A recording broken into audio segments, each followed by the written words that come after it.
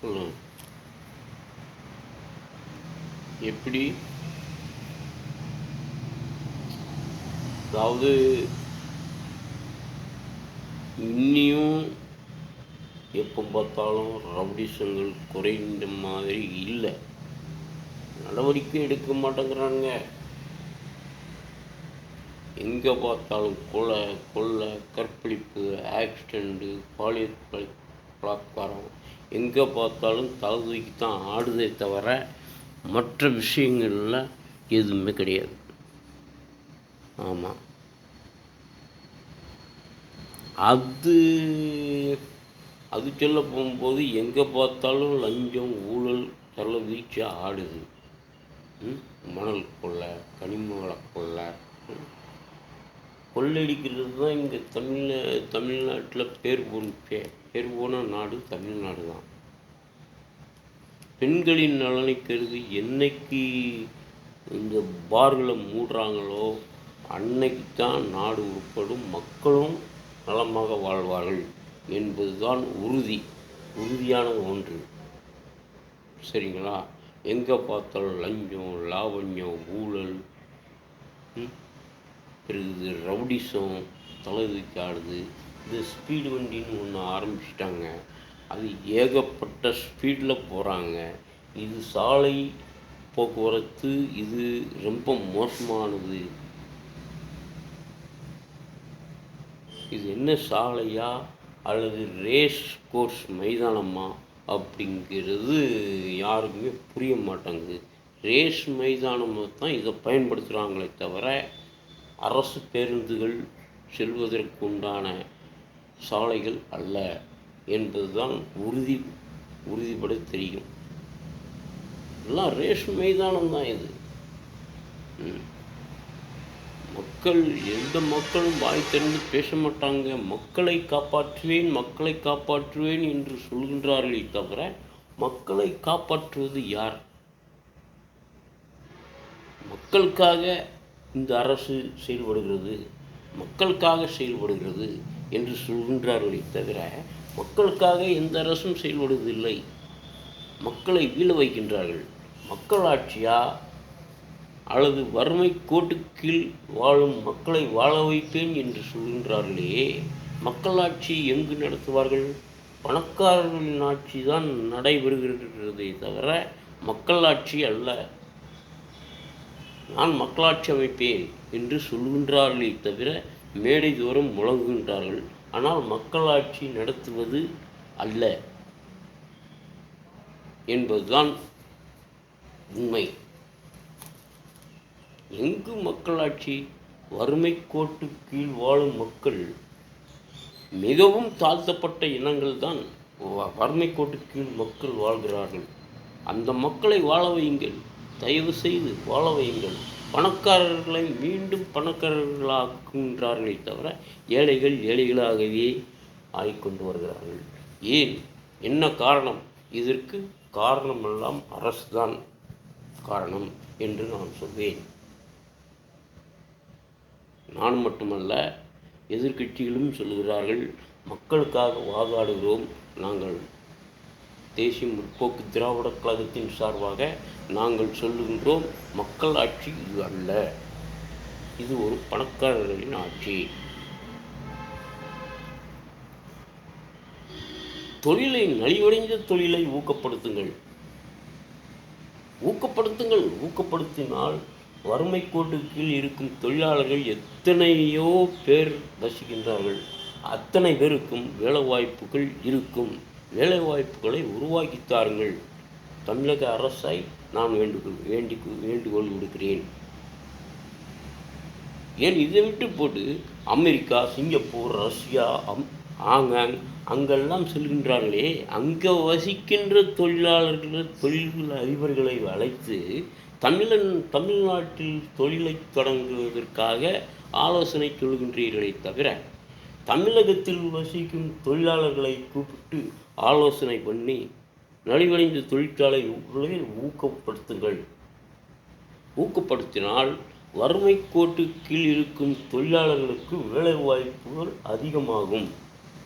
அப்படி அதிகமாகும் பொழுது எத்தனையோ தொழிலாளர் வர்க்கங்கள் வாழ்வாதாரங்களை தேடிக்கொண்டு செல்வார்கள்,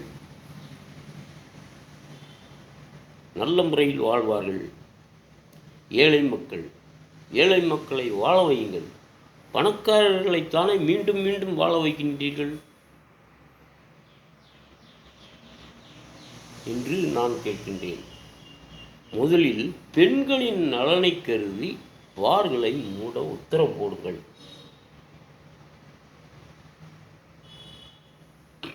பெண்களை ஆண்கள் தண்ணியா மது அருந்துவிட்டு பெண்களை கொடுமைப்படுத்துகிறார்கள். அந்த கொடுமை தாங்க முடியாமல் அவர்களையே சூசைட் பண்ணிக் கொள்கிறார்கள். இந்த நிலைமை தமிழகத்தில் உருவாகி கொண்டிருக்கிறது. அந்த நிலைமையை உருவாக்குவது யார்? தமிழக அரசு தானே. விவசாயிகள், எத்தனையோ விவசாயிகள், வறுமை கோட்டுக்கு வசிக்கின்ற விவசாயிகள் எத்தனையோ பேர் கஷ்டப்படுகிறார்கள். வெள்ளத்தால் பாதிக்கப்பட்ட விவசாயிகள் எத்தனையோ விவசாயிகள் இருக்கின்றார்கள். கரும்புகள் வெள்ளத்தால் சூழ்ந்து அடித்து செல்லப்படுகின்றன. நெல் விளைச்சல் கம்மியாகவே இருக்கிறது. நெல் பயிர்களை அடித்து செல்கிறது வெள்ளத்தால் பாதிக்கப்பட்ட விவசாயிகளுக்கு நஷ்ட ஈடு கொடுங்கள். அதை விட்டு போட்டு கள்ளச்சாராயம் அருந்தி செத்தவர்களுக்கு 15 லட்சம் கொடுக்கின்றீர்களே, ஒரு 5 லட்சம் வெள்ளத்தால் பாதிக்கப்பட்ட விவசாய நிலத்துக்கு அந்த விவசாயிகளின் கையில் 5 லட்சம் கொடுங்கள். ஒரு காடு ஒன்றுக்கு 5 லட்சம் கொடுங்கள். ஏன் கொடுக்க மறுக்கிறீர்கள்? 15 லட்சம் இருக்கின்றது, கொடுக்கிறீர்கள். ஒரு 5 லட்சம் கொடுங்கள். 5 லட்சம் வேண்டாம், ஒரு 3 லட்சமாவது கொடுங்கள். ஏன் கொடுக்க மறுக்கின்றீர்கள்? அது போகட்டும். வருடம் பொங்கலுக்கு நாம் 1000 ரூபாய் கொடுக்கின்றீர்களே, ஏன் இந்த வருடம் 1000 ரூபாய் கொடுக்கவில்லை?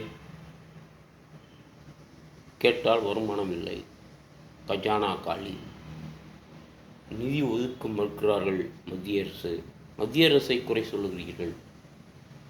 மத்திய அரசை குறை சொல்லிக் கொண்டுதான் இருக்கின்றீர்களே தவிர மக்களை ஏறிட்டு பார்க்க மாட்டேங்கிறீர்கள்.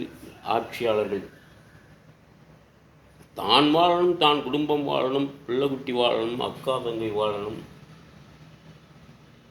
பேரன் பேத்திகள் எல்லாம் வாழணும், அரசியல்வாதிகள் வாழணும், அமைச்சர்கள் வாழணும், அமைச்சர்களினுடைய சொந்த பந்தங்கள் வாழணும், மாமன் மச்சான் வாழணும் என்று தான் நீங்கள் நினைக்கின்றீர்களே தவிர மக்களை பற்றி யாரும் சிந்திப்பது கிடையாது என்பதுதான் மாபெரும் உண்மை. அவர்களுக்குத்தானே மக்கள் ஓட்டு போடுகின்றார்கள். இந்த வருகின்ற 2026 மக்கள் திருந்த வேண்டும். மக்கள் திருந்தி ஓட்டளிக்க வேண்டும். தேசிய முற்போக்கு திராவிட கழகத்தை ஆட்சி கட்டிலில் அமர்த்துங்கள். இல்லாதவர்களை வறுமை கோட்டு கீழ் இருக்கும் மக்களை வாழ வைப்பேன் என்ற எங்களது கேப்டன் அவர்கள் சொன்னார்களே, மறந்து விட்டீர்களா?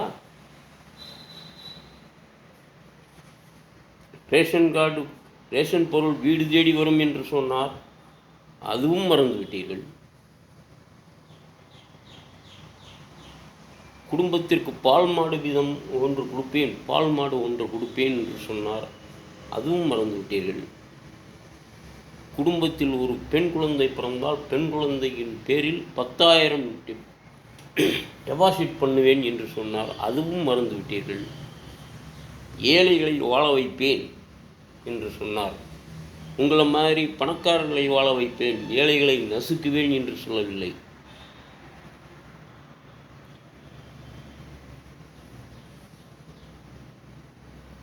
பசி பட்டினி எத்தனை கோடி மக்கள், இல்லாத மக்கள் கஷ்டப்படுகின்றார்கள். பாருங்கள், ஏசி பொருத்திய சொகுசு காரில் நீங்கள் செல்கிறீர்கள். மக்களுக்காக உழைத்து மக்களுக்காக உயிரை நீத்த தலைவர்கள் இருக்கின்றார்கள். அப்படிப்பட்ட தலைவர்களின் மத்தியில் நீங்கள் மக்களாட்சி என்று சொல்கிறீர்கள். மக்களுக்காகவே ஆட்சி நடத்துகிறேன் என்று சொல்கிறீர்கள். மக்களுக்காக அல்ல, ஏழை மக்களுக்காக அல்ல, பணக்கார வர்க்கத்தை உயர்த்துவதற்காக நீங்கள் ஆட்சி கட்டிலில் அமர்ந்திருக்கிறீர்கள். நல்ல நிலைமையில் இருக்கும் பொழுதே எங்களது கேப்டன் அவர்களை 2 வருடமாவது ஆட்சி கட்டிலில் ஏற்றி உட்கார வைத்து பாருங்கள். ஆட்சி எப்படி இருக்கும் என்று பார்ப்போம். மக்கள் இன்னுமாவது திருந்த வேண்டும். திருந்தி 2026 வருகின்ற தேர்தலில் தேசிய முற்போக்கு திராவிட கழகத்தை உயர்த்தி அந்த முரசு சின்னத்திற்கு வாக்களித்து தேசிய முற்போக்கு திராவிட கழகத்தை ஆட்சி கட்டிலில் அமர்த்துங்கள். அந்நியாரையோ அல்லது கேப்டன் பிரபாகரனையோ விஜய் பிரபாகரனையோ இல்லை அமர்த்துங்கள். முதலமைச்சர் சிம்மாசனத்தில் அமர வையுங்கள். தமிழ்நாடு எப்படி இருக்கும் என்று சிந்தித்து பாருங்கள். ஓரளவு நன்றாக இருக்கும். ஏழை மக்கள் வாழ வேண்டும். பசி பஞ்சம் பட்டினி இருக்கக்கூடாது. நாட்டில் தொழிலாளர்கள் வேலை இல்லை என்று அலையக்கூடாது. வேலைவாய்ப்பு பெருக வேண்டும். தமிழ்நாட்டில் பணக்கார வர்க்கம் ஒழிய வேண்டும். தொழிலாளர்களுக்கு வேலைவாய்ப்பு அதிகரிக்க வேண்டும் என்பதுதான் எங்களுடைய கோரிக்கை. ஏழை மக்களை வாழ வையுங்கள். ஏன் பயப்படுகின்றீர்கள்? நிதியும் ஒதுக்கவில்லை. எங்கு பார்த்தாலும் சாலைகள் வசதி இல்லை. குழியும் குண்டுமாக இருக்கின்றது. அதனால்தான் விபத்து உண்டாக காரணமே அதுதான். தயவு செய்து வருகின்ற 2026 தேர்தலில் தேசிய முற்போக்கு திராவிட கழகத்தை முரசு சின்னத்தில் வாக்களித்து வெற்றி பெற செய்யுமாறு உங்களை தாழ்மையுடன் கேட்டுக்கொண்டு இந்த இனிய சுதந்திர குடியரசு நல்லாளில் உங்களை வேண்டி கேட்டுக்கொள்கிறேன். நன்றி, வணக்கம்.